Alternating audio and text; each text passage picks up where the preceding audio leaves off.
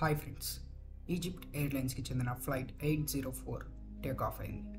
కానీ తన destination reach అవ్వకముందే మధ్యలోని క్రాష్ అయింది. దాని గురించి తెలుసుకోవాలంటే లెట్స్ స్టార్ట్ టుడేస్ ఎపిసోడ్.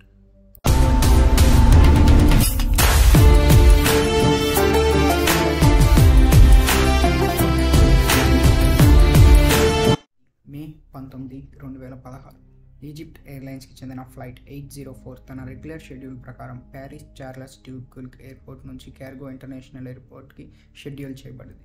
ఇందులో మొత్తం 56 మంది ప్యాసింజర్స్ 13 దేశాలకు చెందిన వాళ్ళు ఉన్నారు. వీళ్ళతో పాటు 2 పైలట్స్, అలాగే ఒక ఫ్లైట్ ఇంజనీర్, అలాగే 7 క్రూ మెంబర్స్ ఆన్ బోర్డ్ అయ్యారు.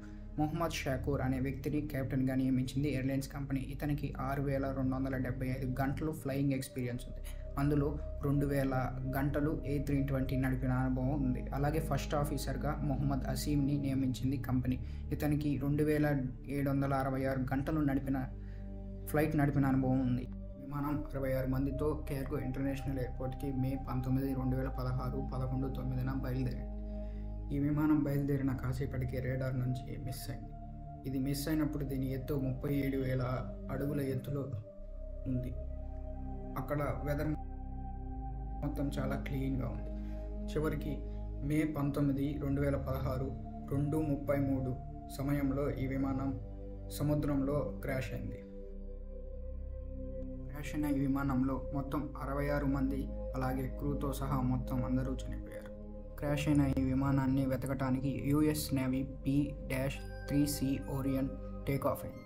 కొద్ది గంటలు గడిచే కొంది ప్యాసింజర్స్ బిలాంగింగ్స్, అలాగే ఫ్లైట్ పార్ట్స్ నేల మీద తేలటం కనిపించాయి.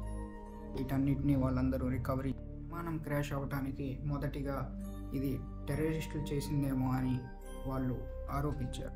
కానీ రేడార్ నుంచి మాయమయ్యాక ఇది ఒక గ్రీక్ మిలిటరీ రేడార్లో డేటా సేవ్ అయింది. ఆ డేటా ప్రకారం ఇది 11,300 మీటర్ ఎత్తులో ఈ విమానం 90 డిగ్రీలు లెఫ్ట్కి తిరిగింది. అలాగే తర్వాత 360 డిగ్రీలు రైట్కి తిరిగింది.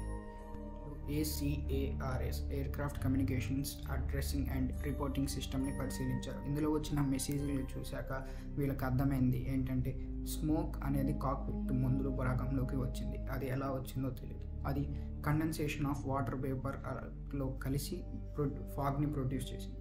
అలా ప్రొడ్యూస్ చేసిన ఫాగ్ ఆటోమేటిక్గా ఇది ఎయిర్బస్ ఎయిర్క్రాఫ్ట్ కాబట్టి ఇది ఆటోమేటిక్గా కెప్టెన్స్కి ఆక్సిజన్ మాస్క్లు వెంటనే వచ్చాయి. అలా అది మొత్తం కలిసి ఫైర్ యాక్సిడెంట్ అనేది అయితే జరిగింది. ఈ ఫైర్ యాక్సిడెంట్ వల్ల ఈ ఫ్లైట్ క్రాష్ అనేది అయితే జరిగింది.